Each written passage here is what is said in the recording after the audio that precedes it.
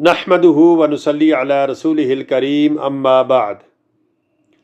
آج کی ویڈیو میں آپ کے سامنے چوتھے کلمے کی فضیلت بیان کروں گا۔ حضور صلی اللہ علیہ وآلہ وسلم نے ارشاد فرمایا کہ جو کوئی صبح و شام اس کلمہ توحید کا ورد کرے گا تو اسے اتنا ثواب ملے گا جتنا کہ اسماعیل علیہ السلام کی اولاد میں سے کسی ایک کو آزاد کرایا جائے، نیز اس کے لیے 10 نیکیاں لکھ دی جائیں گی اور 10 برائیاں دور کر دی جائیں گی اور 10 درجے بلند کر دیے جائیں گے۔